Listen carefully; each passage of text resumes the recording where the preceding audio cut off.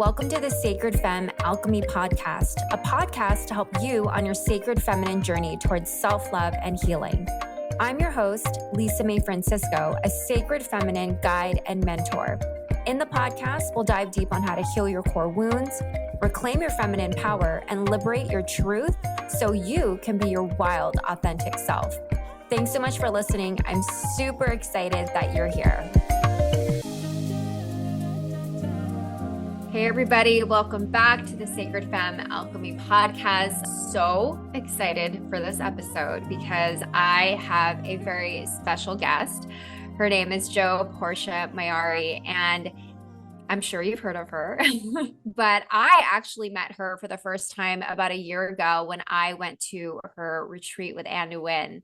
And it was a sensual awakening retreat. And it was something that just really ignited something in me and actually paved the path and just kind of gave me this confirmation of being on the entrepreneurial journey. And so I'm so excited to kind of bring it back full circle a year later and have her on my podcast and have her share her story.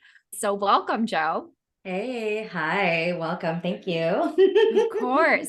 And so usually what I love to do on every single episode is just kick it off by reading the bio, first of all, even though I know some of you have know her, but here, let's kick it off. So Portia Mayari is a globally renowned sex and relationship coach based in the SF Bay Area. She's deeply passionate about empowering people to embrace their sensual creativity and erotic expression to transform their sex and relationships. As a fierce, devoted mother and sexually empowered woman, she is on a mission to shift the cultural narrative around sex, love, and leadership so that we can leave a legacy of sexual wealth and abundance. Oh, this is so good. This is so good. And I feel like you have had this episode can go in so many different ways.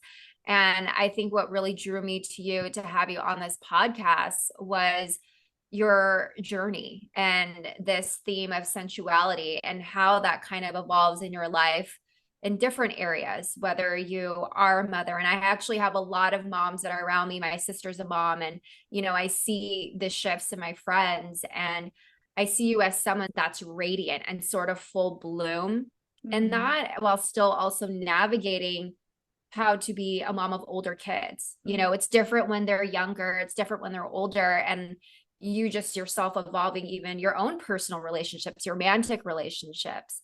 And so I would love for you to just kind of share, when did your own sensual awakening start? There's many different pinpoints to that. Yeah. And it's really interesting as you were sharing. One, I just want to celebrate you for a second. Like, I know this is your show, but the fact that this was like a year ago and you just speaking to how we met just reminds me of our brief interactions and conversations that we had at the retreat, and how just I want to also share with you that you were impactful for me when you first walked in and you were like in tears and you're like, oh my God, there's a Filipino in front of me doing this work. And it reminded me of how important it is for us to show up and be seen in whatever capacity we're able to show ourselves in the world. And so I just want to say thank you and celebrate you as well. Like 1 year, that's amazing. It's amazing. That's amazing. I mean, the impact of seeing you and Anne, I don't want to say quote unquote on stage, but in a way I had never had that. I've often gone to many retreats where it was white women, and I think that was the thing that made me realize, oh, I can be first gen and I can actually do this. And I don't have to be this engineer, nurse, any of that stuff. And I saw you two walking the path. I was like, oh, they do this full time? Like, what? This is not a side hustle. Yeah. And of course, that's a journey. And entrepreneurial is another journey in itself, right? So how did this all kick off? I mean, before I even go into like how sensuality kicked off for me, I became a mom at 21 years old with an unexpected pregnancy. I was 24 weeks pregnant when I learned I was pregnant at 20. I was just about to start my career as a hairstylist. I had just moved into my now ex-husband's apartment at that time, or townhouse that we had lived in or whatever. And my life at 20, I was supposed to be on this career path. And the goddess, God, universe, all of divine cosmic energies had a completely different story and plan for me. And so, you know, finding out you're pregnant at 24 weeks, one is like finding out you're pregnant, period, when it's unexpected, is a whole shock to your nervous system. Finding out you're pregnant at 24 weeks when you have 3 months to prepare is a whole other shock to your life Wow. of holy fuck, what do I do here? And who do I need to become? And for me, motherhood was not an assignment that I ever thought I'd want to get into growing up. Wow. I looked at the way my mom mothered me. I looked at the way that my parents showed up, and I just kind of thought, if this is parenthood, especially as a daughter of immigrants, like if this is parenthood, I don't want it. I don't want the hard working, life is always going to be a struggle. Life is always about survival parenting, because my parents weren't there for me. They're immigrants. They had to survive in the best way that they knew how. And so my upbringing and my perception of motherhood and parenting was definitely colored by the way I was brought up. And so because of that, the assignment of being a mom was when I was like, I don't want that. I don't want that at all. I do not want that. Wow. So I think like my initiation into Mhm. motherhood started off there. And even the journey of how it unfolded into who I am now started off there, because when I learned I was pregnant, I was like, I'm going to be the best mother for these children, and I'm going to mother them in a way that my mom never mothered me, and in a way that my mom and her mom didn't mother her, like whatever. Like I just was like, I'm going to reshape and redefine motherhood that works for my legacy and for me. I had no idea what that meant, but all I Mhm. knew was that I was stepping into a whole pathway, an initiation of breaking every single intergenerational trauma cycle that my lineage had ever been through, you know? And so that was kind of the seed that planted then. Mhm. And in becoming an erotic intimacy and relationship coach and a sex and relationship coach, I think the first part of that journey actually started off when my daughter was 9 years old. Mhm. We're getting ready. My eldest daughter was 9 years old, and we were getting ready for just a Sunday family outing. And we had a long, full length mirror closet in their room. And I was getting ready, like any other woman gets ready in front of a mirror. And out of my mouth came out, oh my God, I'm ugly, I'm fat. Oh, And they looked at me with this look of shock.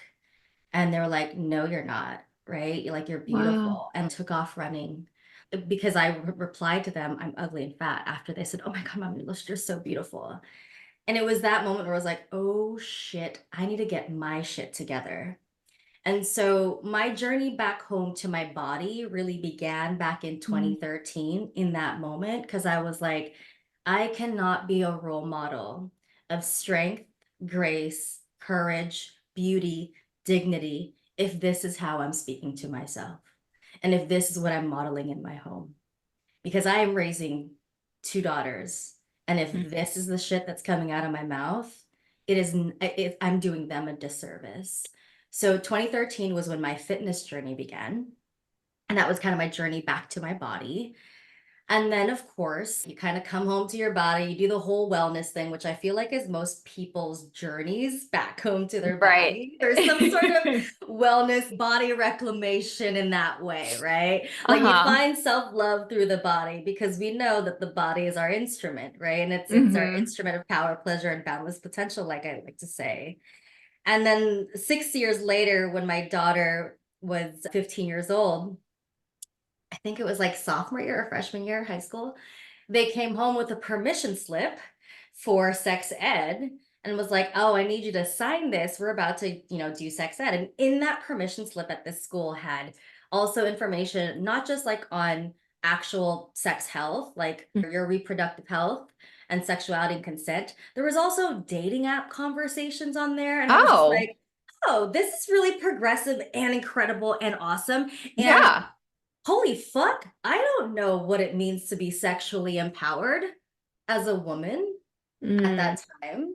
I was 35 years old, I believe. Yeah, I was 35 years old. I was still operating on the subconscious belief that my pleasure, my body, my sexuality, my everything that had to do with my eroticism was in the hands of my husband, my partner, my male partner, because that's what society tells you it's supposed to be.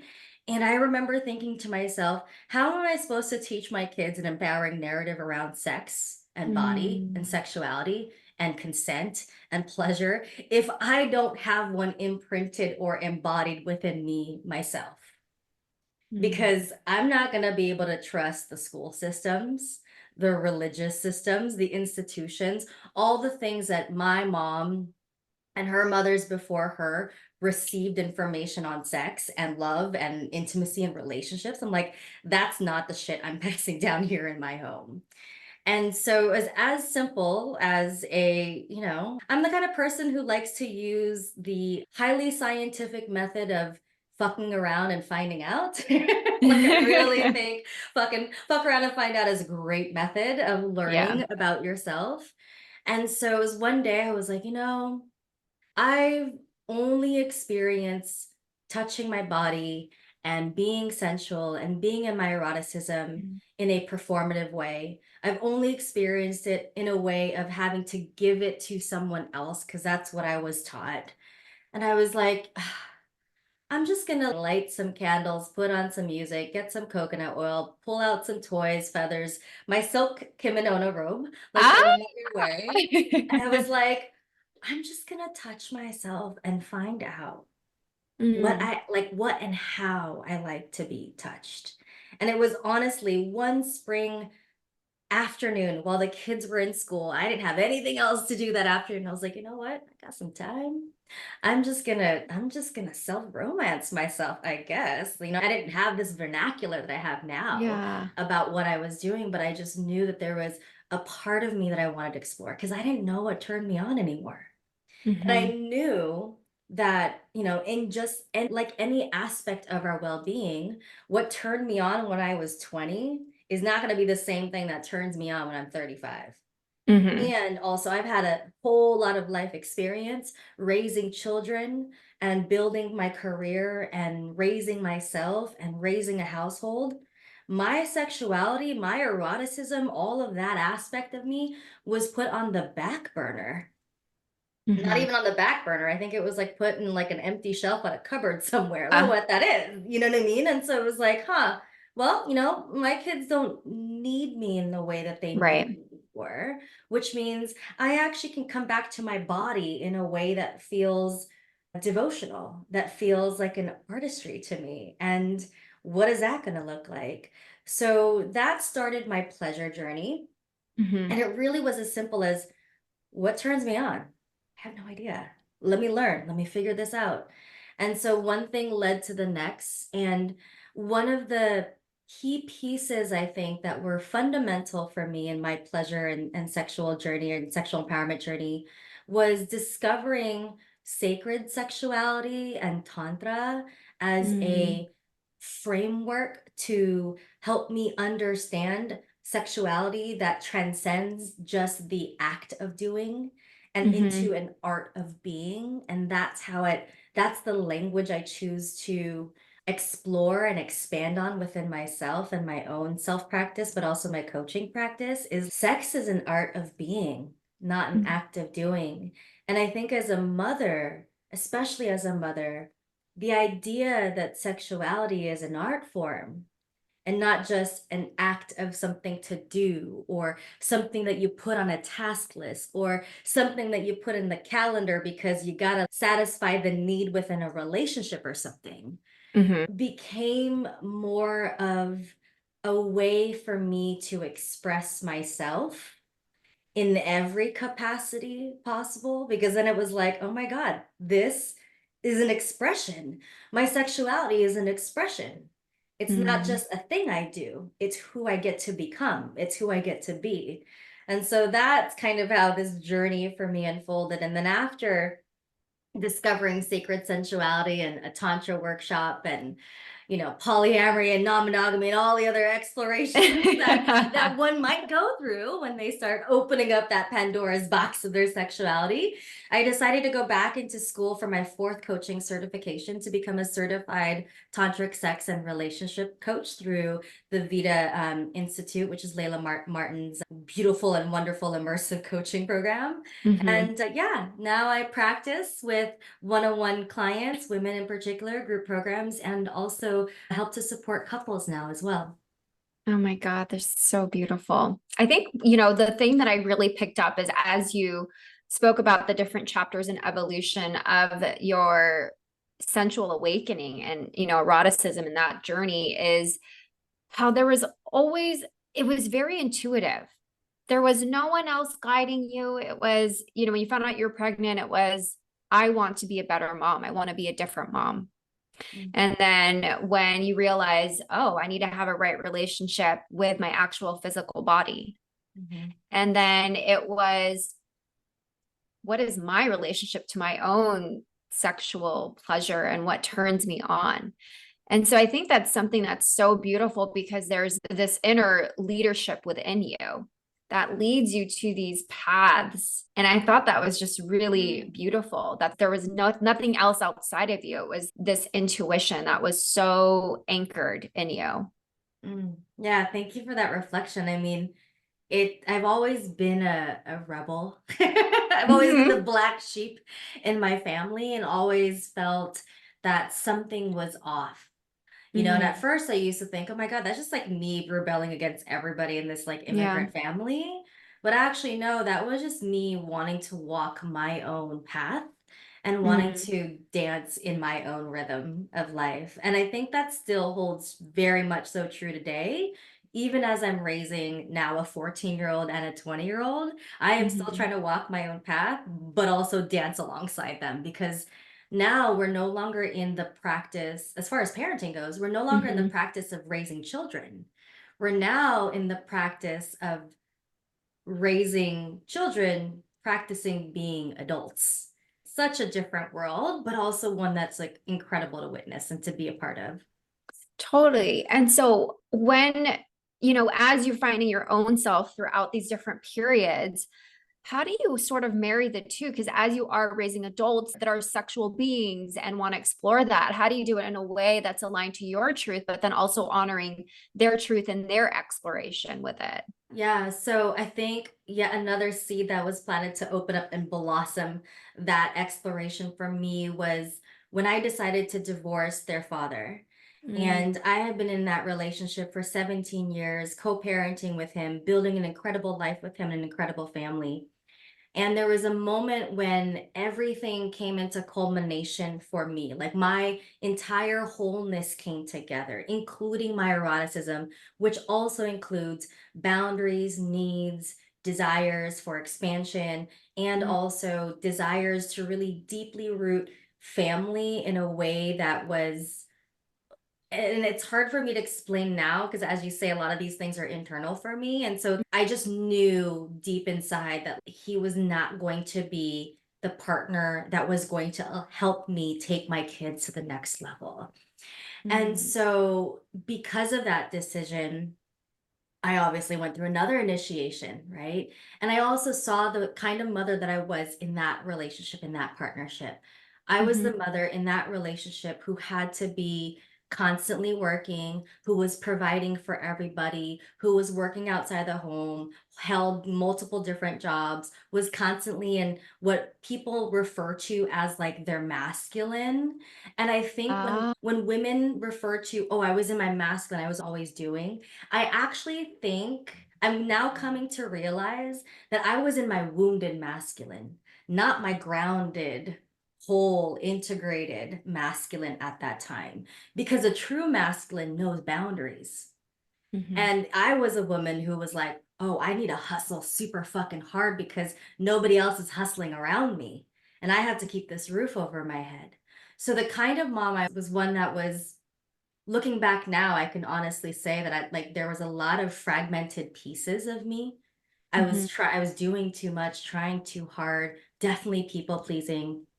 And so when I decided to divorce, I kept saying to myself, all right, this is my opportunity for motherhood 2.0. Mm. I have discovered all of these parts of myself. They're all playful, they're all kind of weird. I love it. And how do I show up as the fullest version of me possible in my most like fierce matriarch and also in the erotic mother, which is the one who embodies her sensuality, the one who isn't afraid of her sexual expression or her erotic expression, the one who allows for it to be fully integrated with life, work, motherhood, relationships, every aspect of her. So that all started with that one inquiry. And from that inquiry came, well, fuck it. My kids are going to know that I have sex, not because of anything else, but the fact that they know what I do for a living. So that's Mhm. going to be something they know. I'm also like not going to be fearful of hiding the fact that I love to dress up in lingerie or show my skin off. And so there was a time where I was wearing lingerie pieces with sweatpants, my favorite way to wear lingerie, by the way. I love that. Taking work meetings or classes or workshops in my robe and like lingerie pieces at home because I just was like, you know what? I'm at home. I'm allowed Mm. to be intimate with myself here. And I'm allowed to be intimate with myself here in this expression of just being like this physically in my art of adornment, like I like to call it, and have my kids see this. Why? Because I'm doing this for myself. And if my kids get to see a woman wearing lingerie, dressing up, looking hella cute, looking super fly for herself, it gives them permission to know that looking good, feeling good about yourself has nothing to do with anybody else's approval or Mm. anybody else's validation. So that was like one of my practices of showing up and how to integrate that. And then the other piece about it was just like, how do we have conversations about the body, about autonomy, about agency, about sexuality, where there's no shame, where it's complete openness, where it is Mhm. just what it is. And I remember this time of taking my kids to a pizza party with their middle school friends. They just started the school. And so I invited a bunch of their friends to just have pizza after lunch. My eldest was with me. A couple of the moms and parents came to go pick up their kids. And of course, up comes the conversation of what is it that you do? What is it that you do? You know, that Oh. whole small talk. And I was like, oh, shit, this is about to be the first time I'm about to say I'm a sex coach, right? Like in, in public. This is still a newish career for me. I've just been in this industry for the last maybe 2.5 years. And I did say, I was like, oh, I'm a sex and relationship coach, totally meekly. And my eldest was like, you're more than just that, though.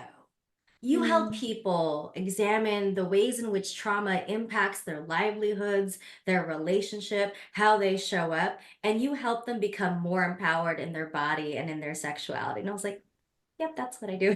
Oh I was like, thanks, my thanks.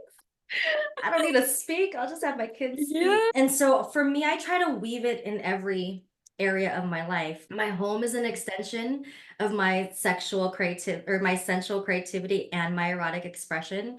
So our home is filled with every way possible to activate your five senses. The couch is velvet. Oh, The rug is touch like there's texture to the rug. There's texture to, the coffee table. We have altars everywhere in this house. beautiful. I don't hide my sex toys are stored in my nightstand. But if they're out, I'm not going to be like, "Oh, don't go in the room. Don't look at that." It's just not why. When Mm. sex is a natural part of our being, it's just Mhm. expressed differently from other people. And so, I'm not going to hide it from them. I'm sure it's not going to promote it in front of them either, Yeah. but it's not going to be something that I hide with shame. You know what I mean? Like, I'm not going to add that tinge of shame with it. So, we also have a garden in this house.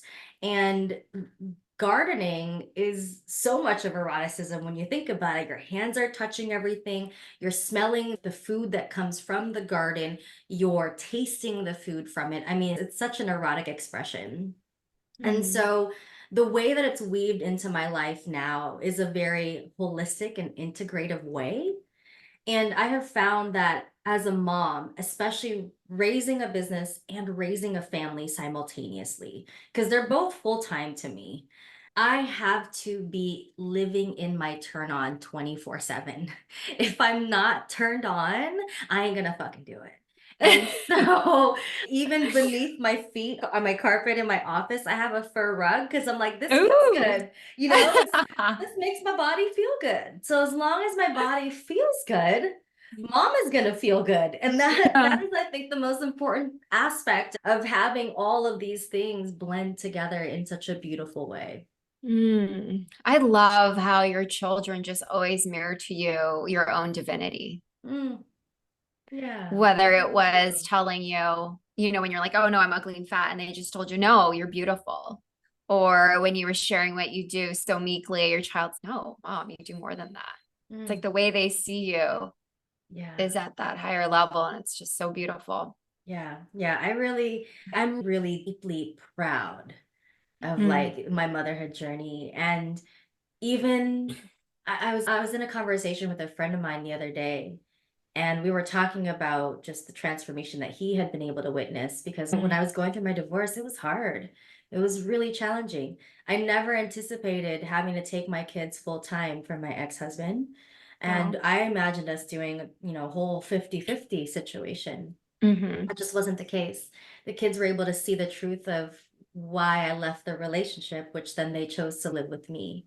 Hmm. And I remember being on the floor on the right side of my bed, literally knees on the ground, Hmm. head curled, like just fetal position, crying to my friend. And I'm like, I don't know if I can do this. I like feel just, I just, I like everything feels like it's being ripped apart from me right now. And he was like, you can do this. I'm like, I just want to be on the ground crying. He's like, you could be on the ground crying. Yeah. Be on the ground crying for a couple of days. I'm like, all right, I'm gonna be here for a couple of days. And he reflected back to me just this journey because there was a time where my kids, going through divorce, my kids were like, I don't like you. And Mm. that's expected, totally Yeah. expected. I made the decision to change our family in a way that they weren't anticipating, right? I imposed that change on all of us. And so to be in a place where me and my kids are at now is really a truly powerful transformation. And also to look back at my journey and thinking about that day where when I found out I was pregnant with Iris, I was like, I am going to mother in a way that they've never experienced, this lineage just never experienced before. And the fact that I'm continuing to still step into it every single day, as messy as it is, has been incredibly empowering. Hmm. And I want to go back to just this journey of change and how, exploring yourself, and obviously these changes and evolutions inside of you, they impact other people, it impacts your children, and, but as you're exploring your sensuality, how did that impact your partner at the time?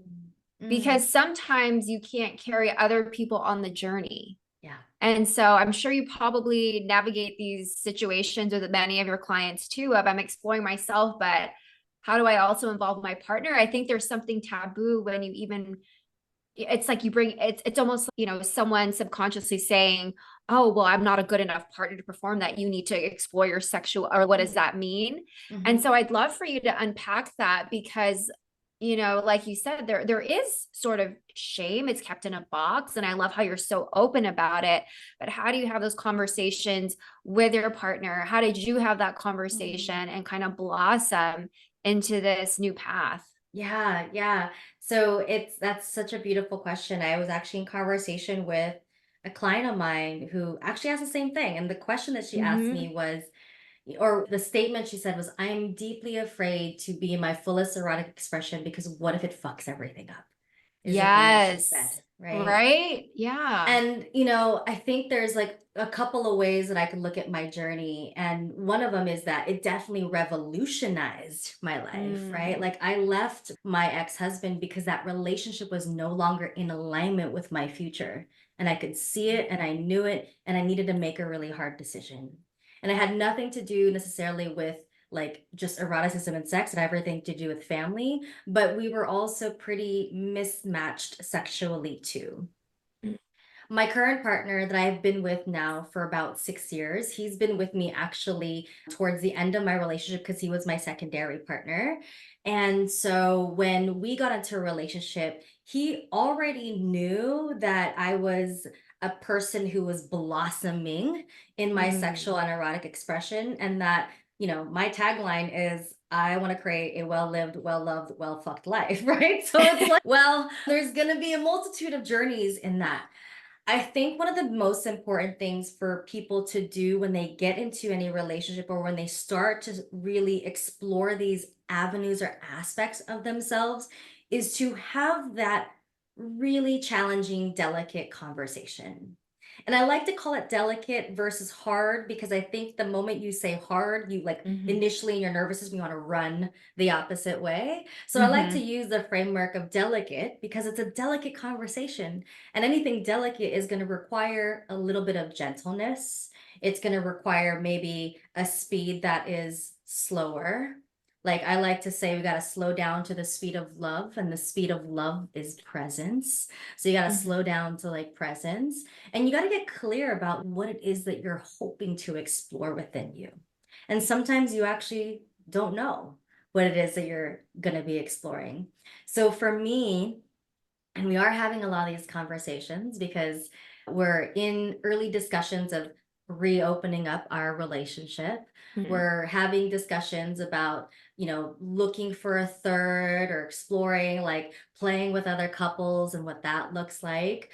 Because unlike what society has told us that women, when they start heading into their 40s experience, which is a drop in their sexual libido, I'm 40 years old, and for whatever reason, I am like, let's just pop off this. And the other day, actually, my partner was like, well, I think it's different for you because you at least cultivate that relationship with your sexuality and your eroticism. And I go, yeah, because just like health and wellness, if you want to, be healthy and have a certain, body aesthetic or certain caliber or standard of health for yourself, you don't just get to your standard and you stop, right? In working out, like you got to keep maintaining it. It's the same thing with your eroticism. It's a living, breathing organism. You got to feed it, you got to grow it, you got to cultivate it. And so we know this in our relationship that our sexuality, our sexual expression is something that we have to cultivate if we want to explore it in different ways. So there's a lot of just conversations that happen. And they're sometimes hard for me to outright say to him because I've got to work through some of my maybe shame or judgment or fear that I have of myself, of rejection or even criticism or judgment that he might throw on me or project onto me, which I know is a projection of myself. It's all projection, right? Yeah. And so, yeah, I think it's like just having that open, honest conversation and being willing to take the risk for something that you know is going to be important for you. And I mean, I'll give a little bit more of a clear, concrete example. The other day, I was like, "Oh, I'm dropping into a pleasure practice," and he's like, Yeah. "Okay." And he's like, "Okay." I was like, "I also think I'm going to be using some erotic art, and there might be some, I don't know, maybe live chatting that might happen." I just was like, I don't know. I haven't done a live chat before with somebody. You know what I mean? This could be fun to do a live chat. And, at first he was like, huh, I didn't think, chatting with other people while we're, having sex or playing with ourselves is a thing. And I go, I'm just letting you know the range of where I might want to go. And it didn't happen. I didn't actually go on live chat. I ended finding this wonderful erotic video piece and beautiful porn where I got to imagine something else and, me and him and other people. And it was delicious. It was super delicious. And, even in that moment, I was like, oh shit, I feel a lot of shame in my body for saying this out loud. And also, I'm going to need to just say it out loud. because this is my desire and Mhm. this is what I'm seeking, and I want to connect with my partner, and he's busy working and I have a need that I want to fulfill in this moment, and I wanted visual art to help me fulfill that need. And I was like, I need to just unshame whatever the hell is going on in my mind about this Mhm. situation, because I'm making it wrong for no reason. There's nothing wrong about it. He's fully consenting and aware of what's happening. I'm very conscious of my choices and decisions about it. I'm communicating them in an open, healthy way, asking to see if there's some sort of agreement that he and I need to make so Mhm. that this can happen. Right. And Mhm. while it was shocking to him, when I found this beautiful erotic art piece, I was like, hey, this is actually what's happening instead. And he's like, that's great. And then he came to bed and was like, and I was like, babe, man, I was on a journey. And he was like, I bet you were. I was like, I gave myself an 11 out of 10. And he was like, well bragged, babe, well bragged. And I was like, yes. So even that, I mean, it's funny because, before my whole pleasure journey began, I was a woman who couldn't orgasm. So the fact that now I can have Wow. these conversations and actually be open with him, and also, be in a place where I can be in my own body, I can be in my own Mm. expression, I can lean on to eroticism or erotic art forms or erotic Mhm. videos as a way to also create a place for me to go in my sexuality, Mm. in my pleasure, is a beautiful thing, Mhm. Mhm. So yeah, I couldn't orgasm until I was like 35. Isn't that crazy? What? It was so non-orgasmic. Wow.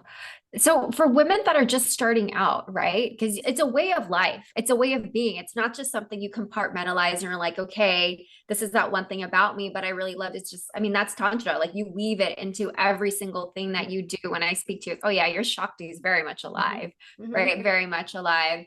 And I see this desire with women to want to feel radiant, to want to feel truly in their unbridled, fullest expression. And so what advice do you have for them to even begin? I mean, for someone who had an orgasm to all of a sudden now where you're really anchored in this energy, where does one begin? Yeah. I mean, I think one begins with curiosity. Mm-hmm. One begins with exploration. One begins with a state of, and it's going to be challenging, but a state of innocence, conscious innocence, right? There's a difference between unconscious immaturity and a consciousness about the innocence of the approach, right? So approaching it with mindful of innocence. And I think it's really about redefining everything. Because for me, it was, what the fuck does sex mean to me? Mm-hmm.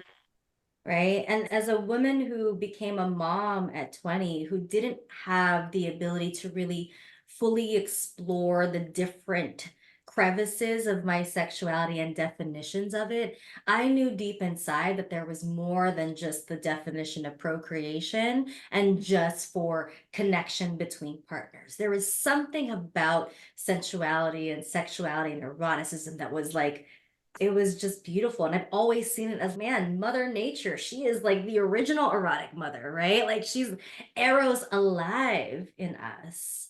And so redefining, I think taking stock of how you approach, think, believe, and the attitudes that you have about sex and your body is the first place to start. And you got to ask yourself, does the definition I'm operating under really align with the values that I deeply desire for myself in this present moment and in my future? Mm-hmm. Because you can't create your future from recycled past, right? You Right. can't create it from things that we thought about from the past. You have to create it from the future. So you have to ask yourself, who is my future me? And how am I bringing her or they into now? And what are her thoughts, beliefs, behaviors, attitudes towards sex, her body, eroticism, relationships? And how do I begin to cultivate that now? And like anything, it's just planting seeds, right? Mhm. And just like a seed being planted, it'll grow in its own time when you nurture it, when you give it beautiful sun to grow in, when you have a wonderful environment for it to blossom into. And you also never know what that growth is going to look like, just like every other personal development path. And then I also think too, as you evolve on that journey, just like any other plant, you got to prune off the things that don't work for you. Because there are going to be things that you grow into and you're like, this was beautiful at one point, doesn't work for me now. So let's just go ahead and trim that off. And Mhm. that's okay. Totally fine. Mhm. I think there's something to be said of how a woman has to really choose herself, Yeah. right? And in your path of exploration, it required shifts and changes that impacted other people. Yeah. And I think that's the hardest part as women when we're often conditioned to just give, right? You Mhm. said you were giving a lot in your last relationship or, before in your early journey. And this idea of what happens if things change and I explore, Mhm. this idea of choosing yourself versus a group or other people. Mhm. And even like you said, with the conversation of opening up a relationship and what does that mean? And I'm sure there's so many, different ways of how to navigate that and the sensitivity around that. And so it's almost like this journey just really begins not only just eroticism, but it comes back to love, Mhm. reverent self-love. Yeah. Yeah. I mean, beneath like arrows, actually, if we look at the etymology of arrows, and I'm such an etymology nerd, this is where my whole like, how do you redefine everything? I'm like, well, let's look at the root word first, Mhm. right? Because we got to go back. And I love the etymology of all words, and I love Mhm. etymology, period, because by understanding and by looking back at the root words and seeing how they change and evolve over time, we're actually able to see how humanity and human culture changes the word, right? So Mhm. eros comes from the Greek, and eros actually means love. Mhm. And so eroticism is all just love. And so we've, in a lot of ways, taken the word erotic and made it overly sexualized so that it can be something for people, so that we can socially categorize it into something, so that we can also shut people out from this particular aspect of themselves. And if we also look at the teachings of Osho, one of my favorite philosophers, he talks about this a lot, but early on, politicians and priests knew exactly what they were doing when they were shaming the body. It didn't Oh, matter if it didn't matter if it was female or male. Women definitely got a lot of the brunt of the shaming of the body for sure. But they knew what they were doing because when they shame the body, they take a person's agency from their actual sexuality and their life force, because that's where your sexuality and your life force lives, is inside of your body. mhm. So if you shame the body, you disconnect a person's psyche from their body. Then they become confused about their body, Mhm. right? And so, yeah, I mean, Eros is just love. And, when we think about also love in its most purest expression, not the Hallmark definition or the Disney culture definition of love, is multidimensional. It is anywhere between fierce and tender to hard boundaries and standing up for yourself and all of that. That is like true love is a spectrum of expressions and feelings and experiences. And so your eroticism, the expression of it, is also that too. There's a Mhm. full spectrum of your eroticism. And I think, just to add back to where does one begin, I think also too, the permission to know that your eroticism doesn't need to look like somebody else's. Your expression can look completely fucking different than another person's. You don't need to be a mom like me who feels comfortable in her lingerie and walking around the house like in that way, or like a mother who's exploring, non-monogamy. You don't have to be that. That's not what sexual liberation or erotic liberation is. Erotic liberation is coming back home to your authenticity. your self-expression, your truth.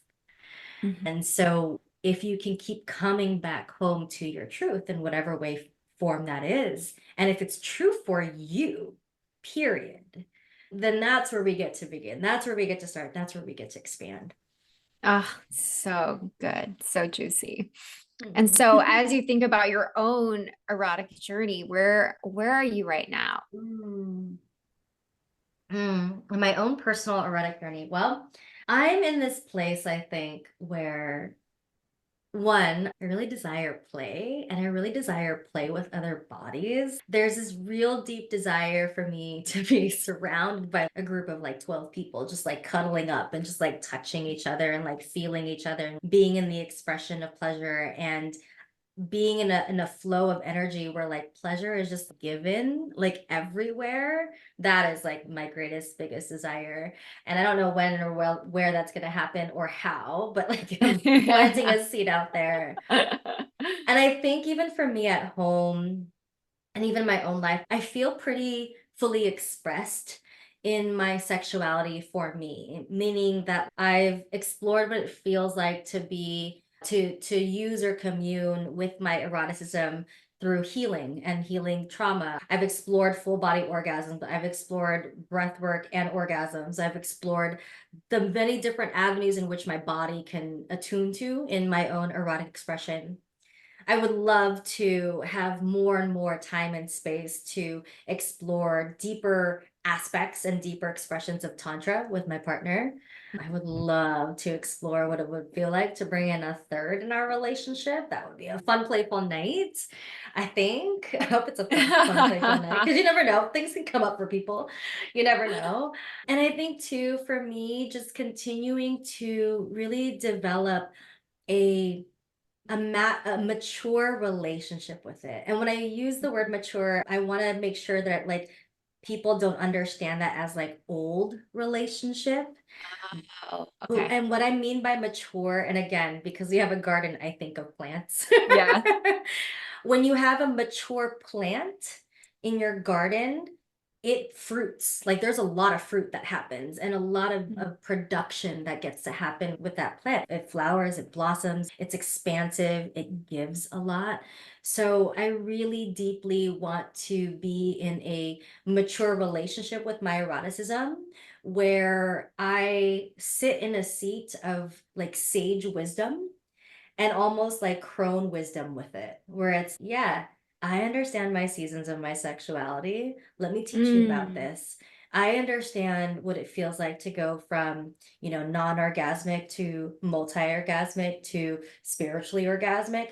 Let me show you. Let me teach you. I want Mm. to sit in that expression of my sexuality where I'm so in a level of maturity with it that it's rooted and Oh, very grounded. that's so beautiful because oftentimes it's like when people think of sexuality, or like even how you said the word eroticism has really been turned into this thing of sexualized. There, there is sanctity in that. It Mhm. is sacred. It is a spiritual experience. And so the way that you're describing it I see the maturation of, maiden, mother, a sage, and a crone, and really understanding what it takes to cultivate it, right? Like your partner said, it's not something that just happens, or when women who are 40 their libido just goes down. Or I was telling you in the green room that, oh, I learned recently that when you become pregnant, or when a woman becomes a mother, her life force decreases. Mhm. And so I think it's so important to educate women that you can cultivate this, you can nurture it, and it can be experienced through many different ways, like you said, of just the spiritual orgasm in your life. Yeah, that reminds me of something that my 14-year-old said to me, which was a wisdom nugget that I like said at one point in the house. So I do love when my kids like will turn shit back on us and we're like, whoa, man, you remember that? So Liv at dinner one time was like, energy cannot be destroyed, it can only be transferred, which is something that I like to say Mm. all the time, which speaks to this whole life force piece that you were talking about earlier. And what I want to say to like mothers and women who are listening to this, your sexual energy can never be destroyed. Your life force energy can never be destroyed. It can only be transferred. That is the way energy works. And so, yes, at a certain point in your life, your erotic energy is going to be poured into a different place of creativity. For example, your erotic energy might be placed in creativity, innovation in your business, in creating your career, in creating your home life, in creating a family, in creating a new relationship with somebody, and establishing and grounding within there. It also might be placed in, I don't know, just in creativity, period. That doesn't mean it's dead. It doesn't mean it's gone away. It just means it's dormant for a little bit in that area of your well-being. And also it means it's just been transferred.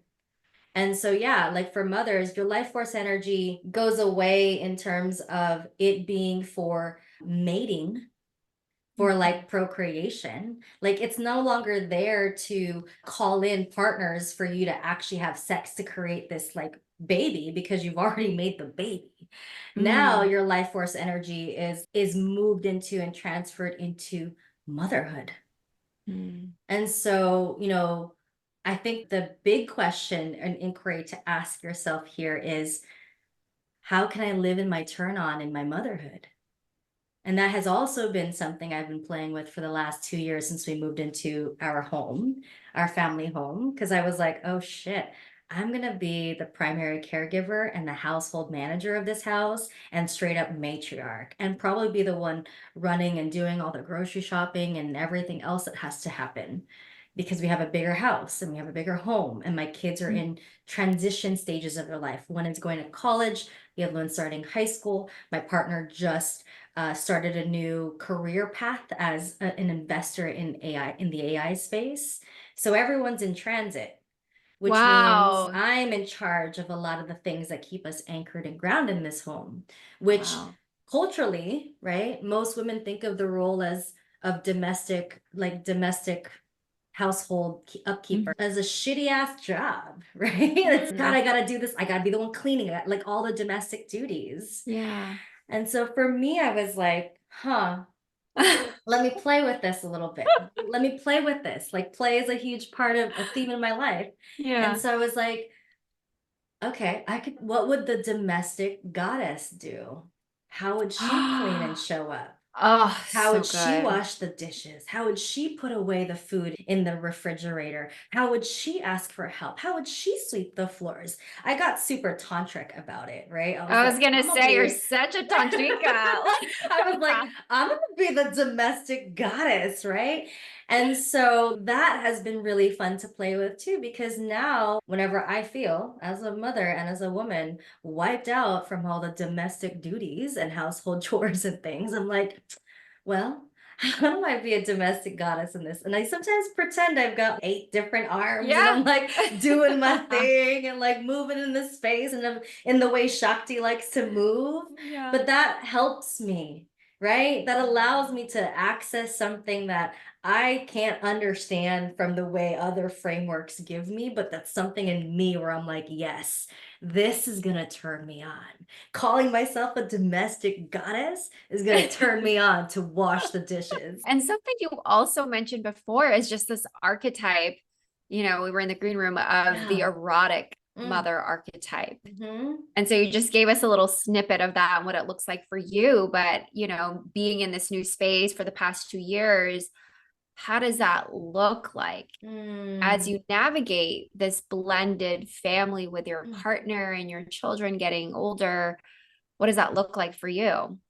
Yeah, so for the erotic mother, I mean it's what I mentioned a little bit earlier, which is like it blends every aspect of me Mm. together, right? It's my wholeness is in the erotic mother. It's let me be an erotic fucking being. Let me Mm. be a CEO. Let me be mother. Let me be friend. Let me be sister. Let me be daughter. Let me be beloved, devoted partner who still also likes to flirt with other people because there's 8 billion people on this planet, Yeah. But like all of that is a culmination for me of the erotic mother. But the most Mm. important aspect of that for me also was because I never saw my mom receive or give intimacy with my Mm. dad.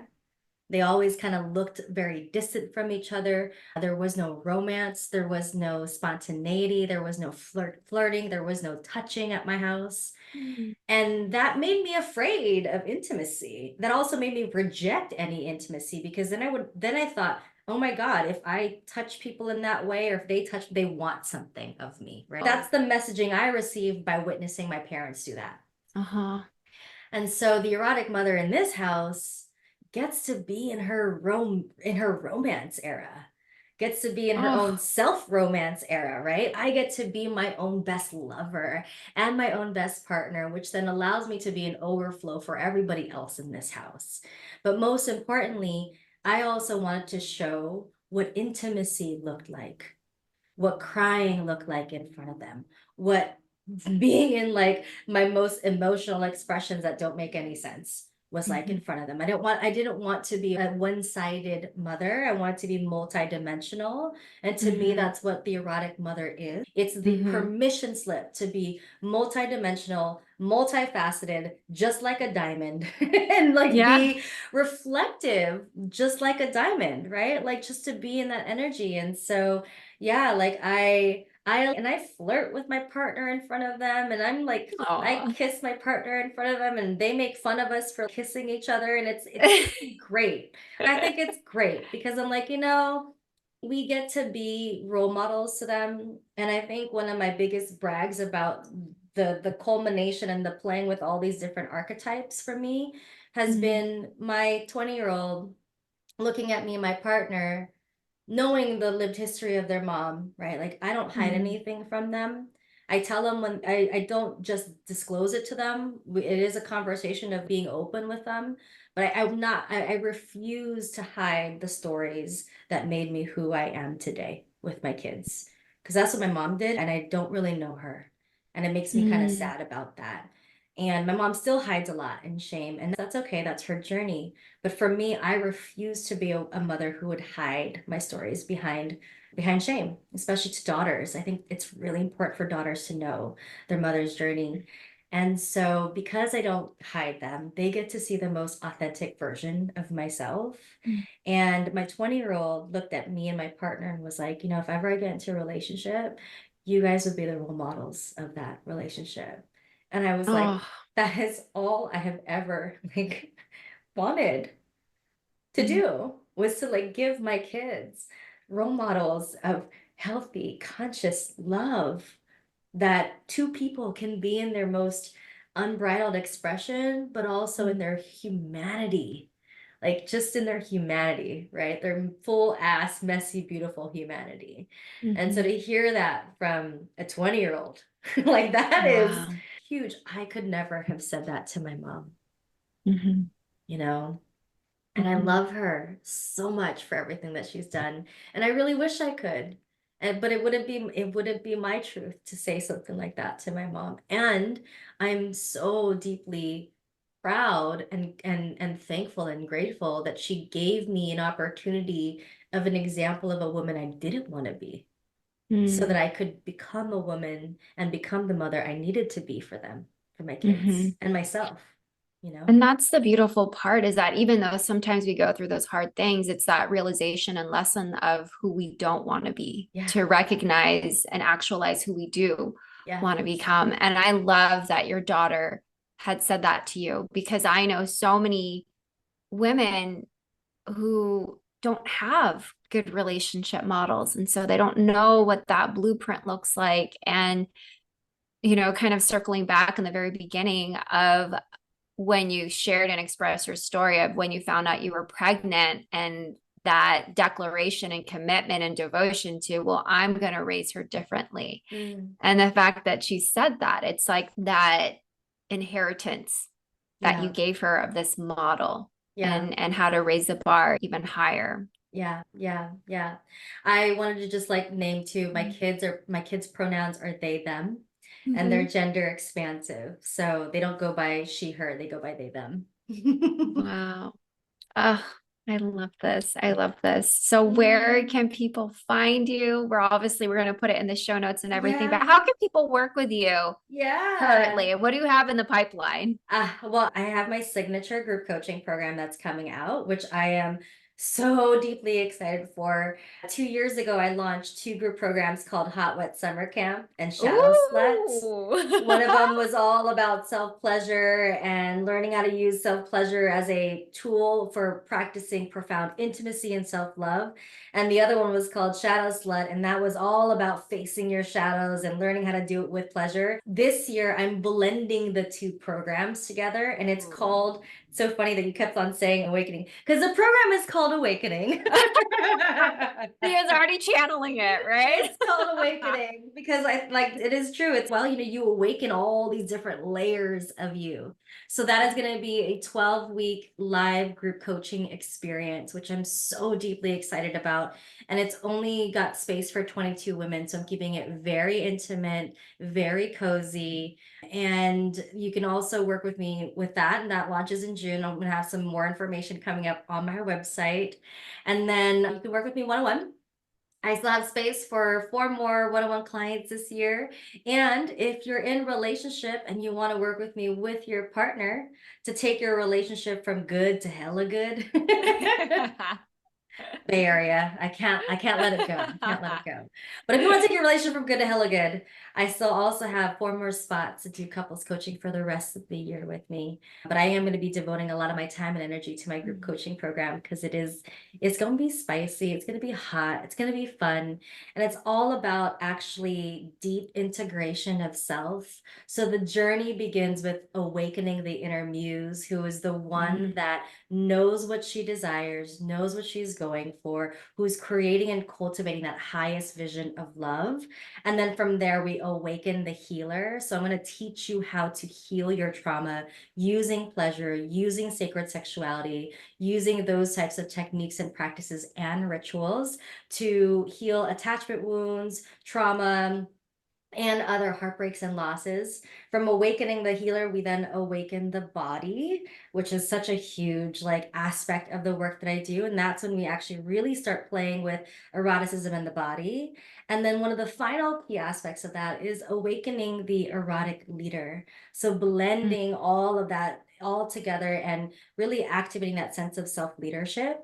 And the thing that I'm most really excited about with this program is that every woman is going to walk away creating their own manifesto. And when I turned 40, I created a being manifesto, which was birthed from all of the limiting beliefs that I used to have. And I went through this self-forgiveness practice of all the stories I used to tell myself and birth a culmination of truths that I get to live by and become, because it's what I wanted to embody in my 40s. I was like, I don't want to be the person I was back then. I want to be a different version of me that I know is going to create the life and love of my wildest dreams. And yeah, so every woman's going to have this manifesto, which basically is her living, breathing document of who she gets to be, and she gets to live that out in practice. So it's going to be a wonderful group experience. Oh, I love that. Can't wait. We will share the details in the show notes. But thank you so much. This Thank you for this conversation conversation. was so beautiful. It was really special. And thank you for spending your time with me today. Yeah, thank you for having me. I'm so deeply excited. And yeah, thank you. I appreciate it. I appreciate this lovely, juicy, delicious conversation. Oh my God, absolutely. And thank you all for tuning in. This was beautiful, and I will catch you all on another episode of the Sacred Femme Alchemy podcast. All right, bye everybody. Bye.